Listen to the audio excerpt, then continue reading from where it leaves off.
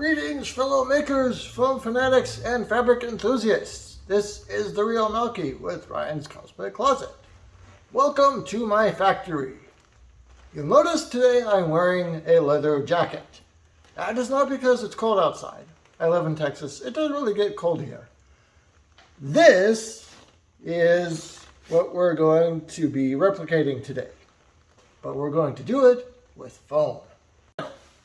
Before we get started, there's quite a bit of stuff we're going to need for this project. So, let's talk about that first. You will need a pattern. I actually just found this online, liked it, drew it out, and cut it out. There we go. You will also need foam. This is 6mm foam. And this is 4mm foam. We're going to be using both of these. Sharpie, very sharp Exacto knife. You'll need this to be as sharp as possible. You will also need some form of eye protection, a dust mask or a respirator,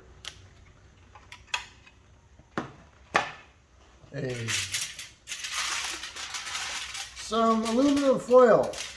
I'll explain that in a minute. A gluing mat. A piece of cardboard will work just fine. A heating mat. A piece of cardboard will not work for this. And a cutting mat, because you don't want to cut directly on your table. You will also need an iron and an ironing board, as well as a heat gun. All right, let's get started. Now, whenever you start making a cosplay piece, you want to start with a pattern, like I have right here, and right here, and here. Some patterns are pretty simple, some can get pretty complicated. It just depends on what you're making.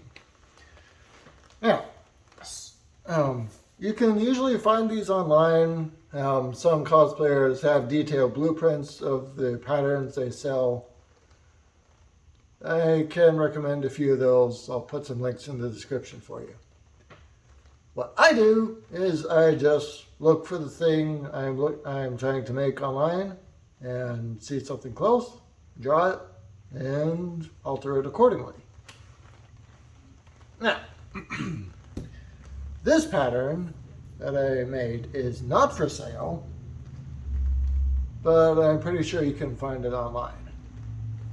When you're looking for a photo of a pattern online, you want to find high-res photos. You'll also want to find multiple angles of that thing, so that way you know what it looks like all the way around the thing. I kind of just had to guess here. You'll also notice this foam has a tendency to curl. That's because it was rolled up. Normally, that can cause problems, but this is a bracer, which means it's supposed to go around something. So I figure why not just let the curve work with us.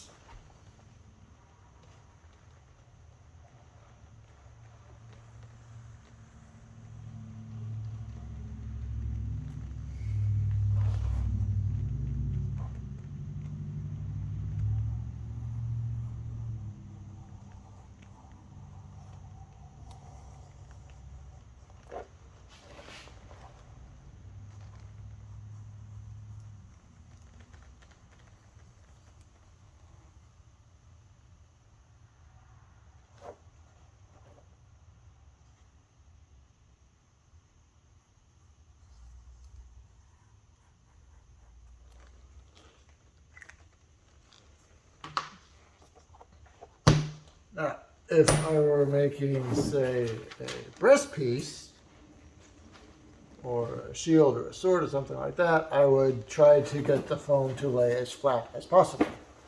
This doesn't have to lay flat.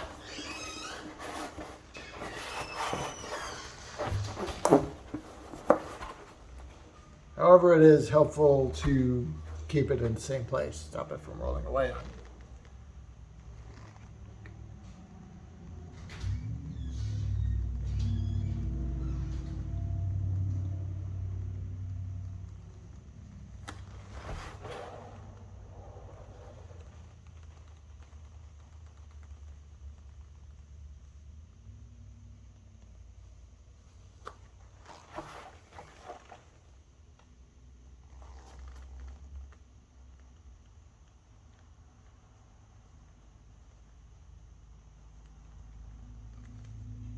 You want to make sure when you're cutting foam to keep the tip of your blade in contact with your cutting mat the whole time.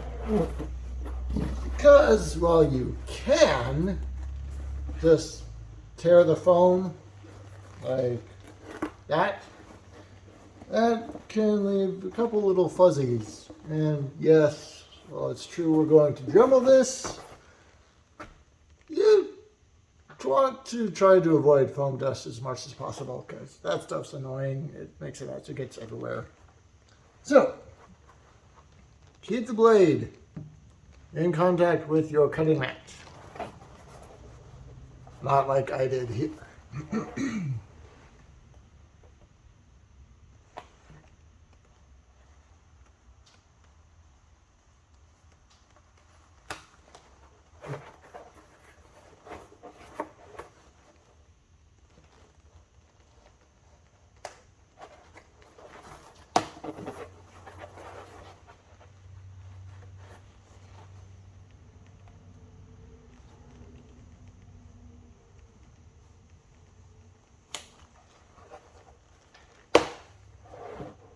And we have a somewhat clean looking edge, but we're going to Dremel that, so it's not too big a deal.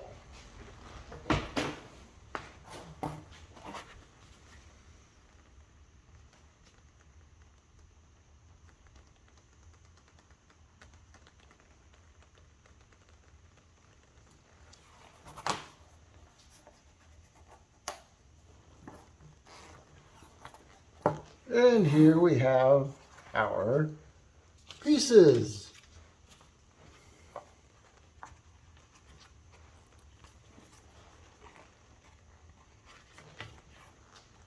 And they will look something like this. Or like this. I don't know. We'll see what looks better. What do you think? Okay. Now that our pieces are all cut out, we'll want to clean up these edges because they look a little bit too sharp. Leather doesn't look like that. To do that, we're going to be using a rotary tool. You can find these at hardware stores or Walmart or online. I'll put some links in the description. Whenever you are using a rotary tool to sand foam or sand pretty much anything, you want to wear your protection. Usually a dust mask will do just fine for this. Sometimes I wear a respirator, but dust masks are easier to talk through. Also, you want to protect your eyes because little tiny pieces of foam dust will be going everywhere. You don't want that stuff in your eyes. Trust me, it hurts. So, eye protection, lung protection, and here we go.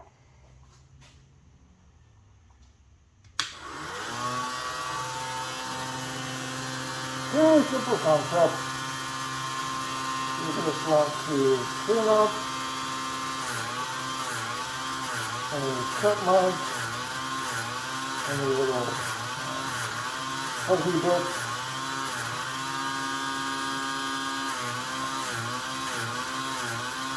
And round over your edge.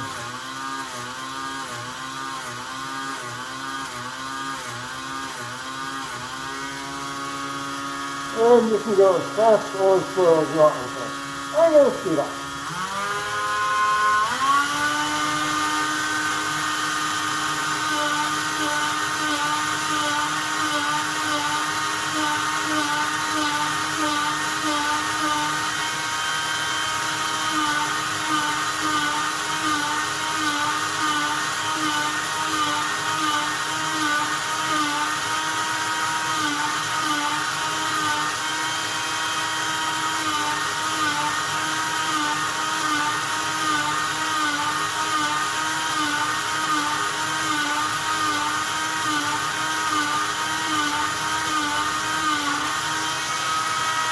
here we go.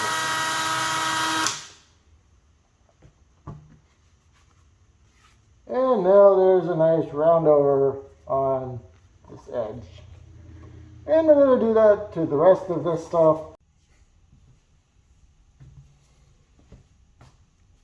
So, excuse the mess, I had to change rooms. Now that our pieces are all dremeled and cut out, normally, if I was making a piece look like metal, this would be pretty much done. But making it look like leather, so there's a little bit more to do.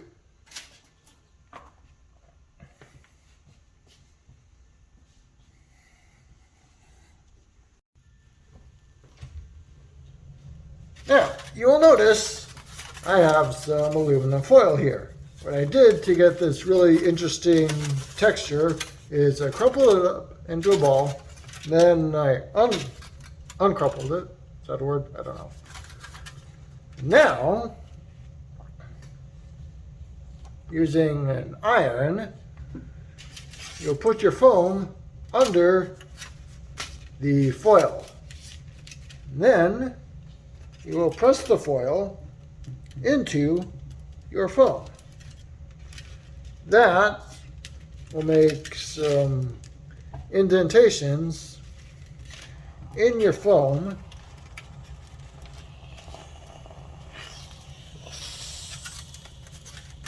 Or maybe just make it stick to the foil. And it will come out looking like that. Now, it's kind of subtle right now. But then, what we can do is crumple the foil up into a ball again, heat up our foam again, and press the foil into the foam.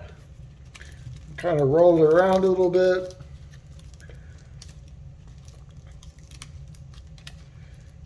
That will give it that nice organic texture that leather has. Like that.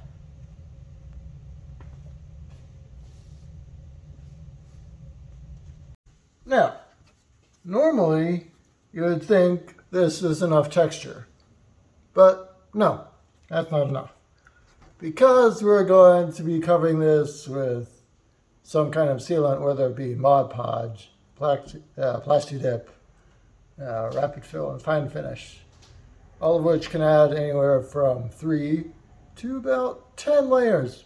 That's before we start painting. So, all this texture could get lost. We don't want texture to get lost. We want to overdo our texture. For that, we're going to be using a heat gun and more aluminum foil.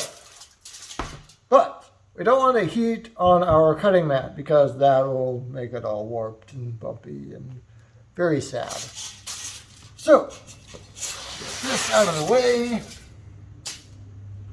Don't want to heat on this surface either because, well, we really don't know what would happen. So,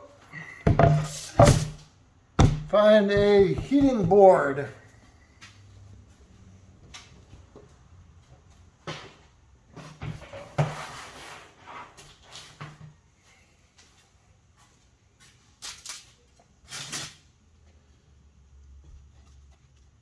Now, when we start to heat up this foam, some of this texture is going to get lost because the heat will make the foam relax and go back to its original form, which is flat and boring.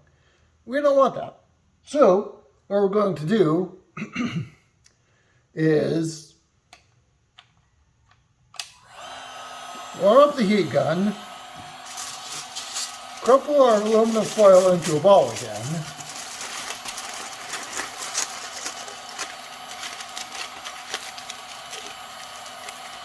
but this time we're not going to uncrumple it. We're going to leave it like this. Now, we're going to quickly run the heat gun over the foam in select places, like so. Now, quickly press our aluminum foil into the foam. Get up another spot. You're going to work quick because if you keep the heat gun on the foam, like I said, that texture will just go away. So,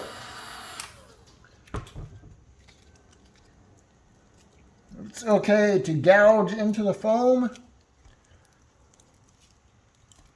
because a lot of this stuff is going to get lost anyway. All of our pieces have this nice leather texture. You'll also notice I drew in some lines. That is so I know where to put my contact glue so I can attach these things together. Make them look like one piece of armor instead of 4.